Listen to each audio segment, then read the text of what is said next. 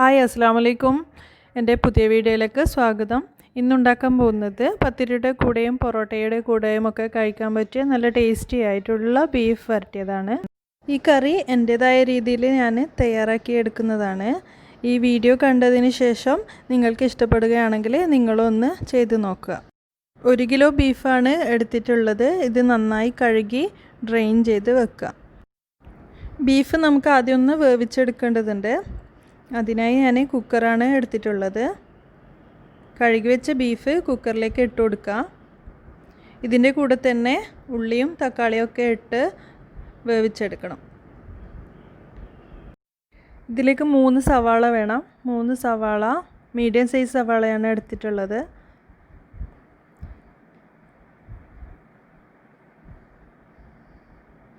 കുറച്ച് കറിവേപ്പില കൂടി, കുറച്ച് മല്ലിയിലും, കറിവേപ്പിലയും മല്ലിയിലും ഒരുപാട് ചേർക്കണ്ട.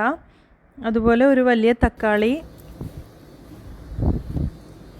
ഒരു വലിയ പീസ് ഇഞ്ചി കഷ്ണം, അതുപോലെ 2-3 അല്ലി വെളുത്തുള്ളി, 2 പച്ചമുളക്, മഞ്ഞൾപ്പൊടി 1/2 ടീസ്പൂണ്, മുളക് പൊടി കാശ്മീരി ചില്ലി പൗഡറാണ് എടുത്തിട്ടുള്ളത്, അത് 1 ടീസ്പൂണ്, കുരുമുളക് പൊടി 1 ടീസ്പൂണ്, മല്ലിപ്പൊടി 1 ടീസ്പൂൺ. ഇതൊക്കെ കൂടി നന്നായി ഒന്ന് മിക്സ് ചെയ്ത് കൊടുക്കാം. ഇതിൻ്റെ കൂടെ തന്നെ ഉപ്പ് കൂടി ചേർക്കണം. ആവശ്യത്തിന് നോക്കി ഉപ്പ് കൂടി ചേർത്ത് കൊടുക്കുക. അതിൻ്റെ അളവ് ഞാൻ പറയുന്നില്ല, നിങ്ങൾക്ക് എത്രയാണ് ആവശ്യം അതുപോലെ ചേർത്ത് കൊടുക്കുക. ഇനി ഇതിലേക്ക് ചേർക്കേണ്ടത് വെളിച്ചെണ്ണയാണ്. 2 ടേബിൾ സ്പൂൺ വെളിച്ചെണ്ണ കൂടി ചേർക്കാം. ഇതിലേക്ക് വേറെ വെള്ളമൊന്നും ചേർക്കുന്നില്ല വേവാൻ ആവശ്യത്തിനായി. ഇതൊന്ന് നന്നായി കൈവച്ചോ അല്ലെങ്കിൽ സ്പൂൺ വെച്ചോ നന്നായി ഒന്ന് മിക്സ് ചെയ്ത് കൊടുക്കാം. മിക്സ് ചെയ്ത് കഴിഞ്ഞിട്ടുണ്ട്. ഇനി കുക്കറിൻ്റെ മൂടി ഇട്ട് കൊടുത്ത് ഒരു 5 അല്ലെങ്കിൽ 6 വിസിൽ വരുന്നത് വരെ വേവിച്ചെടുക്കാം. ഈ ബീഫ് ഇപ്പോൾ വേവിക്കുന്നത് ഒട്ടും വെള്ളം ചേർക്കാതെയാണ്. അതുകൊണ്ട് തന്നെ ലോ ഫ്ലെയിമിൽ തന്നെ വെച്ചുകൊണ്ട് വേവിച്ചെടുക്കാൻ ശ്രദ്ധിക്കണം.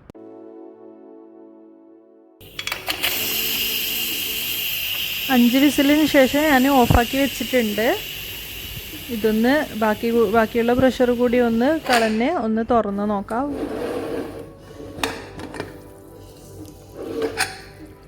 തീരെ വെള്ളം ചേർക്കാതെയാണ് ഇത് വേവിച്ചത്. എന്നിട്ടും ഇതിലേക്ക് കുറച്ച് വെള്ളം കാണുന്നുണ്ട്. 5 വിസിലിൽ തന്നെ ബീഫൊക്കെ നന്നായി വെന്ത് കിട്ടിയിട്ടുണ്ട്.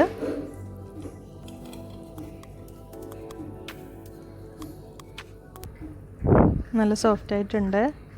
ബീഫ് പാകത്തിനുള്ള വേവൊക്കെ റെഡി ആയിട്ടുണ്ട്.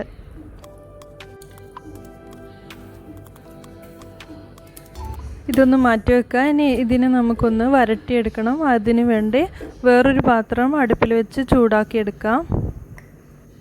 പാത്രം ചൂടായി വന്നിട്ടുണ്ട്. ഇനി ഇതിലേക്ക് 2 ടേബിൾ സ്പൂണ് വെളിച്ചെണ്ണ ഒഴിച്ചു കൊടുക്കാം.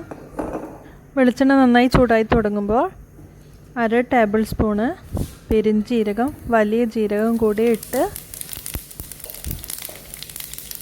ഈ ജീരകം ഒന്ന് പൊട്ടി തുടങ്ങുമ്പോൾ 4 പച്ചമുളക്, എൻ്റെ കയ്യിൽ എരിവില്ലാത്ത പച്ചമുളകാണ്, അതുകൊണ്ടാണ് 4 ചേർക്കുന്നത്. അതൊന്ന് നേരെ പകുതിയാക്കി അതും കൂടി ചേർത്ത് കൊടുക്കാം. അതിൻ്റെ കൂടെ കുറച്ച് കറിവേപ്പിലയും കൂടി ചേർത്ത് കൊടുക്കാം.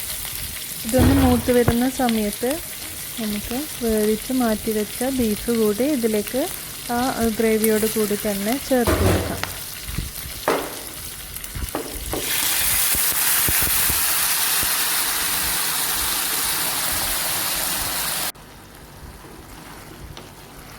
ഇനി കുറച്ച് പൊടികൾ കൂടി ചേർത്ത് കൊടുക്കാനുണ്ട്. ഇപ്പോൾ ഉപ്പും മുളകൊക്കെ നോക്കി ആവശ്യത്തിന് കുരുമുളകും ഉപ്പൊക്കെ ചേർത്ത് കൊടുക്കാം. മുളക് പൊടി ചേർക്കണമെന്നില്ല, കുരുമുളക് പൊടി ചേർത്താൽ മതിയാവും. ഇനിയിപ്പോൾ ഇതിലേക്ക് ചേർത്ത് കൊടുക്കേണ്ടത് ഉലുവ പൊടിച്ചതാണ്. അതൊരു 1/2 ടീസ്പൂണ് ഉലുവ വറുത്ത് പൊടിച്ച ഉലുവയാണ്, അത് ചേർത്ത് കൊടുക്കാം.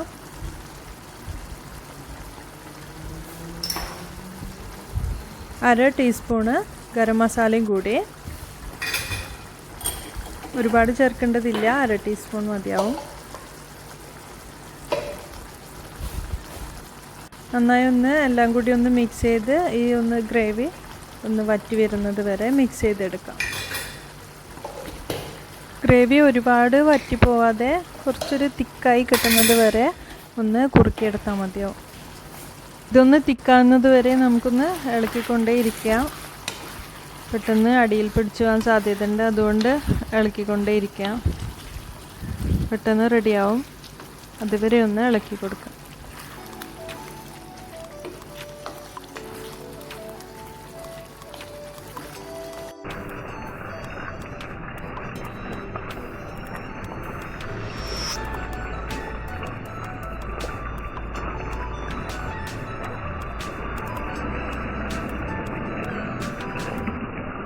ഗ്രേവി നന്നായി തിക്കായി വന്നിട്ടുണ്ട്.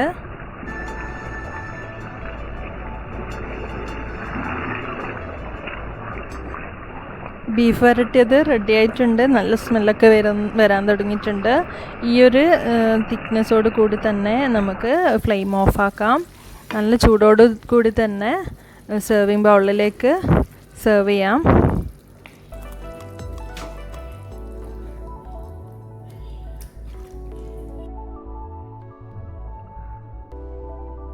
നമ്മളിത് ചൂടോടുകൂടി തന്നെ പൊറോട്ടയുടെ കൂടെ കഴിക്കാൻ പോവുകയാണ്. ഈ കറിയുടെ ടേസ്റ്റ് തട്ടുകടയിൽ നിന്നും കിട്ടുന്ന കറിയുടെ ടേസ്റ്റാണ്. ഉലുവാപ്പൊടി നിർബന്ധമായും ചേർത്ത് കൊടുക്കാൻ നോക്കുക, അതിലാണ് ഈ കറിയുടെ ടേസ്റ്റ്. ഇതുപോലെ ഒന്ന് എല്ലാവരും ഒന്ന് ചെയ്ത് നോക്കുക. നല്ല ടേസ്റ്റി ആയിട്ടുള്ള കറിയാണ്. പത്തിരിൻ്റെ കൂടെയും പൊറോട്ടയുടെ കൂടെയൊക്കെ നല്ല ടേസ്റ്റി ആയിട്ടുള്ള കറിയാണ്. അപ്പോൾ ഇതെന്തായാലും തീർച്ചയായും ഒന്ന് ചെയ്ത് നോക്കുക, ഫീഡ്ബാക്ക് അറിയിക്കുക. ഈ വീഡിയോ കണ്ട് ഇഷ്ടപ്പെടുകയാണെങ്കിൽ ലൈക്ക് ചെയ്യുക, ഷെയർ ചെയ്യുക, കമൻറ്റ് ചെയ്യുക, പിന്നെ സബ്സ്ക്രൈബും കൂടി ചെയ്യുക.